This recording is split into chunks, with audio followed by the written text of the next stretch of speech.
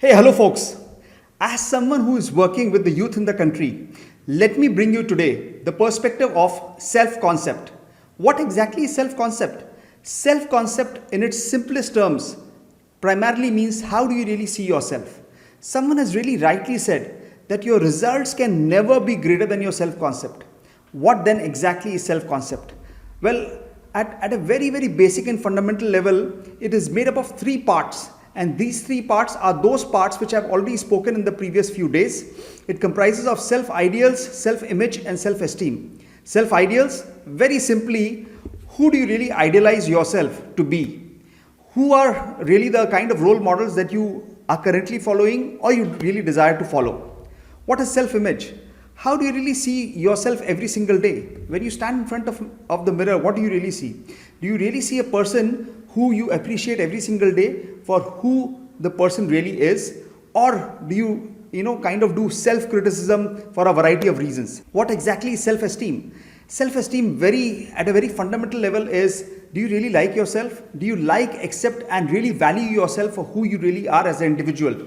Beyond the accolades, beyond the grades, beyond all those achievements that people can typically achieve. So these three concepts primarily put together comprises of what we call as self-concept. If I have to give you one analogy, it can be very simple as the analogy of a computer. Like the way these three concepts really define us, similarly if I have to put all these three concepts as mental concepts, they become more like components of a computer. Like the way for a computer to operate, you need so many different parts. You need both hardware as well as software. Similar to a human being, we also need a lot of softwares. And what are our softwares? Our softwares are all those mental softwares that we have to use using this area in our day-to-day life. So what is self-concept? As I said, it is primarily how you really evaluate and perceive yourself on different situations, on different perspectives. Why is it really important? Well, it defines how your life, your career, and how successful you can really be in your own life. It actually becomes a pivotal force for you to feel and act in a certain manner every single day. What are the kind of results that one can achieve? As I said, results can never be greater than the kind of self-concept that you really have for yourself. Higher the self-concept you have for yourself, better can be the results. It is not to say that you have to have a lot of over self-concept, which is to say that a lot of over self-confidence, but it is just about working in the right direction. It is just about having that level of stability into your mind and keeping those positive perspectives across the layer, which can really help you in defining who you can truly end up becoming. What does it really mean then? What it typically means is how you really see yourself every single day on every single perspectives. Who doesn't do really mistake? Everyone does mistake. What is really important is what and how are you really learning from those mistakes, because those can really define you and those can really bring the required level of change into you. What is self-concept really made out of? Self-concept, as I said, is made out of these three aspects, and these three aspects are primarily driven in the way we have been conditioned right from our early childhood. What do I really mean by this? Like for example, in our school days, someone has said, you can either get this marks, you can't get this marks, you can participate in this sport, you can't participate in this sport, you are good, you are bad. All of those things put together, they have accumulated over a period of time, and they have accumulated here. And here, what is really happening is all of those things are together conditioning us for either to be in a position to do something or define saying you can't do those set of stuff. So those things are extremely important to be kept in mind. How does it really affect? It affects us in numerous ways, because these conditioning becomes more like a mental block. You see why people are not able to change in so many different situations? They are not able to change because they have that mental block. They are not open to change. Agility level is extremely low, and this is where people become their own barriers. And how and when these barriers have really developed in their life? These barriers have got developed over a period of time, right from their early childhood days, and all the backgrounds that people go through, they encourage and force people to behave in a certain way. Let me share a quick thought at this juncture. So the thought really is, who you can truly become in your life, it completely depends upon what you truly envisage for yourself. Now, if I have to just give you an example, just look at this image. What does this image tell you? Does this image give you a signal of what is it that you can truly do in your life? Look at your own self-image. Every single day we look ourselves into the mirror. Do we look ourselves with a powerful sense of self-belief that yes, I am here, I am determined to achieve what my goals and objectives for the day, for the week, for the month, for the year really is. What is my ideal self? Who do I really idealize? Like, for example, in my own case, I used to have my idols as my own parents right from my early childhood. But as I grew, my ideals keep changing for different set of purposes and objectives that I had. What is my self-esteem? How do I really relate and connect to others? Do I see others to be more powerful than me? Do I see myself with a lower self-esteem, higher self-esteem? All of those things play a significant role in what we do, how we do, and how we typically end up becoming. Yes, so that's what the thought really is.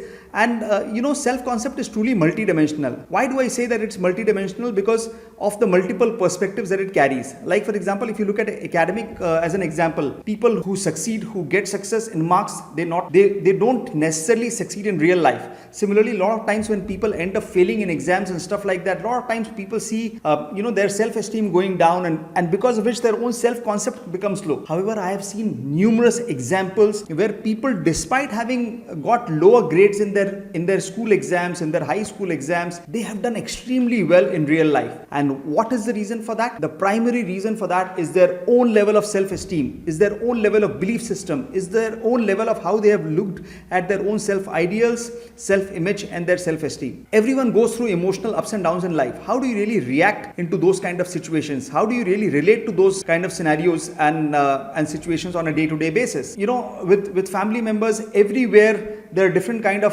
scenarios which keeps coming up, different kind of versions of communications that keeps happening, versions which are positive, versions which are negative, because it is the family which keeps pushing an individual to perform at their best capability level.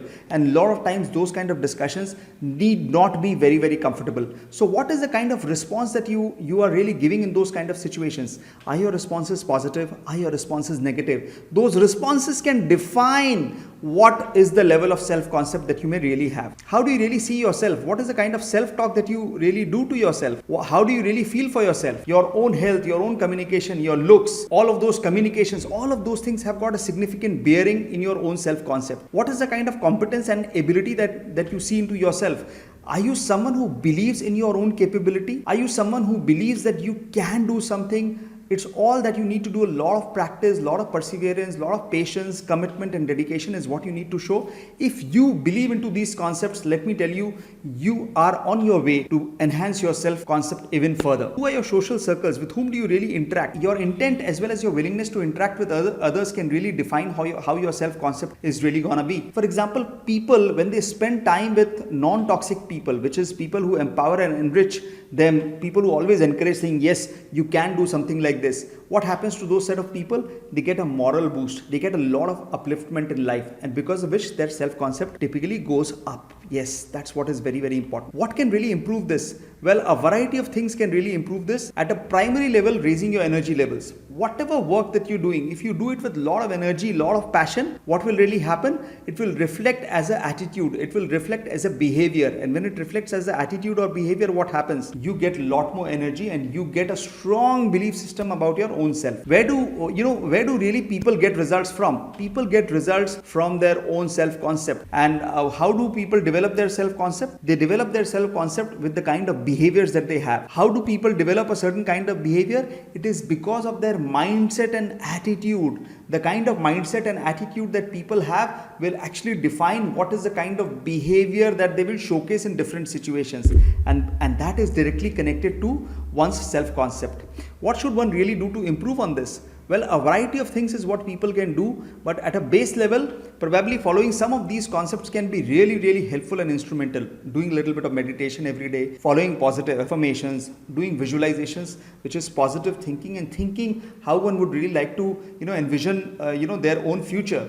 Reading inspirational stories, writing thank you note, writing gratitude. Imagine today, wherever you are, in whatever condition that you are, the fact that you are alive, the fact that you have so many things in your life shows that you have to be grateful for all of those things that you really possess, rather than those things that you envisage to really possess in your future.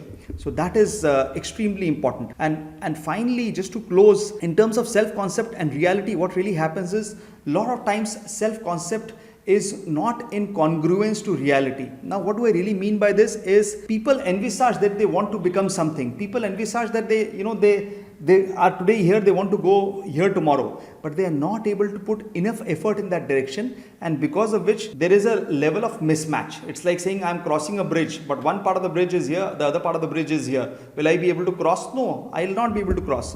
So if it's not perfectly aligned, if your efforts are not directly linked, then what will happen? Your aspirations to become either a celebrity, cricketer, bodybuilder, or for that matter anything else, maybe a great student, a great influencer, or for example, you have started a new business, a great business that you want to roll out. All of those things will become a showstopper if your self-concept is not in alignment with your reality, and your reality is not in sync with the kind of effort that you need to really put into this. So what is it that you're really taking from this video?